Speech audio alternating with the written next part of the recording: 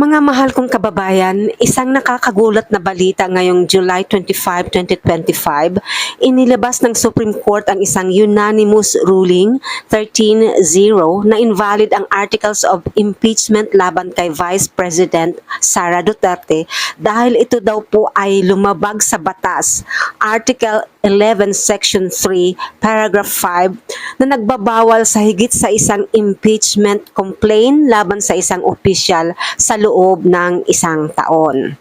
Hi everyone! Welcome to Marisol Templo Talks. This channel is all about real talk, current events, and everyday life, grounded in faith, family, and truth. Dito, open po tayong pag-usapan ang mga isyung may kabuluhan at makakatulong sa paghilom, pagbangon at paglago natin sa totoong buhay. Mga kapatid, mga ka-real talk, minsan kahit malinaw ang mali, nababaliwala kapag hindi masinop ang proseso. Tanong ko lang, may saysay pa ba ang hustisya kung nauunahan ito ng kalituhan at loopholes sa sistema? Sa Proverbs 29 verse 4, sabi doon, "By justice a king gives a country stability, but those who are greedy for bribes tear it down." Ang bansa ay hindi lumalago sa galing, kundi sa tamang pamamalakad. Ano ba ang ibig sabihin nito? Hindi ibig sabihin na walang sala siya. Malinaw na sinabi ng korte na hindi pa ito absolution o pagpapawalang bisa o pagpapawalang sala sa mga aligasyon.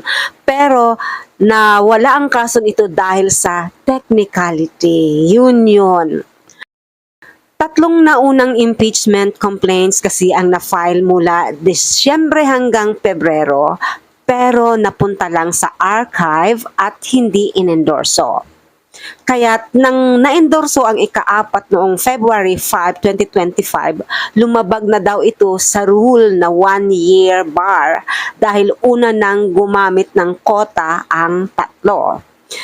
At dahil dito, sinabihan ng korte na hindi pwedeng makuha ng Senado ang jurisdiction sa impeachment tribunal or tribunal, kaya hindi na pwedeng ipagpatuloy ang trial. Ang sakit isipin, no? Hindi dahil walang kasalanan ang tao, kundi dahil may teknikalidad. Kaya parang wala nang laban. Hanap natin ay hustisya. Pero ang nangyari, isang legal na technicality ang nagbago ng landas. Hindi ito simpleng pag-uulit ng balita, ito'y babangga ng batas at politika at talo tayong mga Pilipino. Pero mga kapatid, Romans 13 verse 1 reminds us, "Let everyone be subject to the governing authorities, for there is no authority except that which God has established." Kaya kung may mga abusado man, ang Diyos ang maglalantad at magdadala ng hustisya sa kanyang panahon. Real talk lang po mga kababayan. Ganito ba talaga ang sistema natin? May mga sinserong naghahangad ng hustisya pero nauunahan ng legalidad. Hindi dahil walang nagkasala, kundi dahil hindi naiproseso ng tama. So, di ba nakakalungkot? Nararapat bang umasa tayo na mabibigyan ng tunay na accountability ang ating leader? O masasayang lang ang pagkakataon dahil sa procedural lapse? Isaiah 10 verses 1 to 2, sinabi ng Diyos, "Woe to those who make unjust laws, to those who issue oppressive decrees, who deprive the poor of their rights and withhold justice from the oppressed."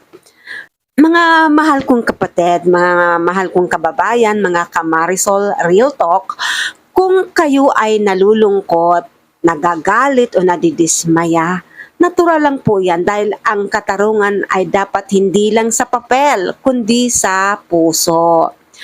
At kung may mga kapangyarihan na nagtatago sa batas para makaiwas sa pananagutan, tandaan po natin, ang Diyos ang huling huhusga.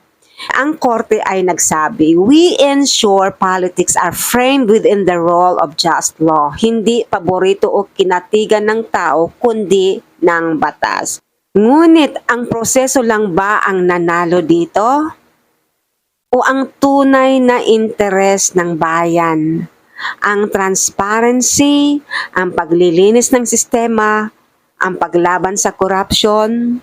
Hindi dapat dito nagtatapos ang paglalakbay para sa accountability.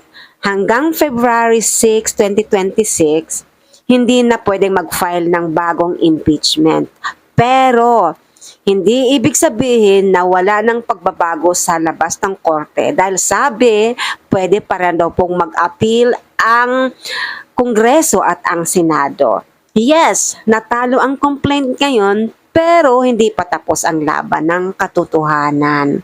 Galatians 6 verse 9 says, let us not grow weary in doing good, for in due season we will reap if we do not give up. Kaya wag po tayong tumigil sa pananalangin. Wag tayong mananahimik kung may mali. At higit sa lahat, wag tayong mawawalan ng pag-asa dahil ang Diyos ay makatarungan. Kahit kailan hindi siya natutulog. Mahal kong manunood, mahal kong mga taga-suporta, kung gusto niyo pong magpatuloy tayong mag-usisa, manalangin at ipaglaban ang prinsipyo ng batas at serbisyo, please like, share, and comment yung mga saloobin nyo rito sa comment section. Po, huwag kayong mahihiyang mag-comment. At sa mga bago po sa ating channel, kung nagustuhan nyo ang vlog na ito, please don't forget to subscribe. And just like I always say, believe in yourself, believe in God, and share love. See you in my next vlog. Thank you so much for watching. God bless you. God bless you. God bless you. Thank you.